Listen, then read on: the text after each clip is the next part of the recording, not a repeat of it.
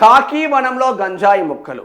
గంజాయి డ్రగ్స్ స్మగ్లర్లతో కొందరు పోలీసుల కుమ్మక్కు. చూసినలానే సినిమాలలో ఉంటాయి కదా, అరే బాబు నీ మీద దాడులు జరుగుతూ ఉన్నాయి, రేపటి నుంచి నువ్వు తప్పుకోండి అంటే ఓ 1000 టన్నులు వాని దగ్గర ఉన్నదనుకో గంజాయి, అక్కడ ఓ 10 టన్నులు కూడా దొరకదు. వాడు ఫాస్ట్గా చేంజ్ చేసుకుంటాడు, ఆలోపు మళ్ళీ రైడ్లు జరుగుతూ ఉంటాయి. వీళ్ళు కాకీలు ఈ డ్రగ్స్ సప్లయర్స్కు, గంజాయి సప్లయర్స్కు ఇక్కడ ఇన్ఫర్మేషన్ ఇవ్వడం ద్వారా వీళ్లకు కమిషన్ రూపంలో బీభత్సమైన డబ్బులు తింటూ ఉన్నారు కాకీలు. కొందరు కాకీలు కానిస్టేబుల్లే గంజాయి సరఫరా చేస్తూ దొరుకుతూ ఉన్నారు. కొందరు కానిస్టేబుల్లే దాంట్లో పెత్తందారి వ్యవస్థలో వెళ్తూ ఉన్నారు. కొందరు కాకి ఆఫీసర్లే మొత్తం డ్రగ్స్ దందా వెనకాలుండి నడిపిస్తూ ఉన్నారని ఇంకొక కోణం కూడా వినిపిస్తూ ఉంది. అందుగురించే టైటిల్ కూడా ఆంధ్రజ్యోతి మంచిగా పెట్టింది వాళ్ళకి తగ్గట్టుగా, కాకి వనంలో గంజాయి మొక్కలు. గంజాయి డ్రగ్స్ స్మగ్లర్లతో కొందరు పోలీసుల కుమ్మక్కు.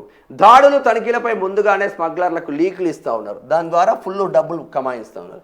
నామమాత్రపు కేసులు, స్వాధీనం చేసుకునే సరుకులో తప్పుడు లెక్కలు. మామూలు మత్తులో కొందరు ఎక్సైజ్ పోలీసు సిబ్బంది నిర్వాహకాలు. చూసినలానే పోలీసులపై దాడికి పెంపుడు కుక్క, ఇంట్లో ఎయిర్ గన్, దాడులను అడ్డుకునేందుకే గంజాయి ముఠా ఎత్తులు. బొల్లా బ్రదర్స్ సహా 5 ప్రధాన నిందితులు. ఒడిశా నుంచి 29 మంది గంజాయి సరఫరాదారులు రిమాండ్ రిపోర్ట్లో వెల్లడి. సైబరాబాద్ కమిషనరేట్ పరిధికి చెందిన ఎస్ఐ రాజేంద్ర నేతృత్వంలోని బృందం కొంతకాలం క్రితం సైబర్ నేరానికి సంబంధించిన కేసు దర్యాప్తులో భాగంగా పూణే వెళ్ళింది. అక్కడ ఓ నైజీరియా పౌరుడి ఇంటిపై దాడి చేసి సైబర్ నేరానికి సంబంధించిన ఆధారాలతో పాటు భారీగా డ్రగ్స్ను గుర్తించింది.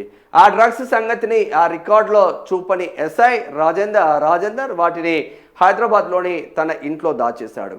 స్థానిక డ్రగ్ పెడ్లర్ల సహాయంతో వాటిని అమ్మి డబ్బు చేసుకోవాలని అనుకున్నాడు. కానీ ఆ టీఎస్ న్యాబ్ అధికారులు రాజేందర్ను పట్టుకున్నారు. లక్షల విలువైన 1.75 కిలోల మెథాక్వలోన్ అనే డ్రగ్స్ను గుర్తించారు. 10,000 లంచం తీసుకుంటూ ఏసీబీకి దొరికిపోయిన చరిత్ర కూడా రాజేందర్కు ఉండడం గమనార్హం. హైదరాబాద్లోని బాలానగర్ ఈగల్ టీమ్ ఓ గంజాయి ముఠాపై దాడి చేయగా ఆ ముఠా పోలీసులపైనే శునకాలను వదిలి పోలీసుల ఆ ముఠాను కూడా అరెస్ట్ చేసిన నేపథ్యం ఉంది. ఎస్ఐ ఆధ్వర్యంలోనే పోతే ఎస్ఐఏ ఇక్కడ గంజాయి ఫ్లెడ్లర్గా మారిపోయాడు. అనేక మంది కానిస్టేబుల్ గంజాయి ఫ్లెడ్లర్గా మారుతూ ఉన్నారు.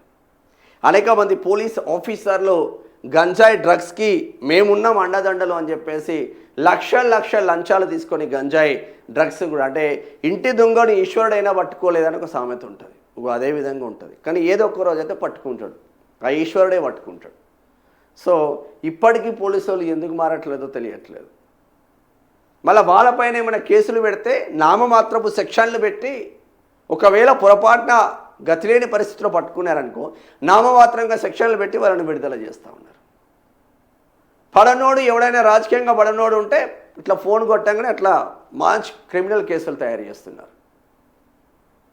50% పోలీసుల కేసులన్నీ పెట్టుడు కేసులే. ఇట్లా తయారయ్యారు పోలీసులు మొత్తం.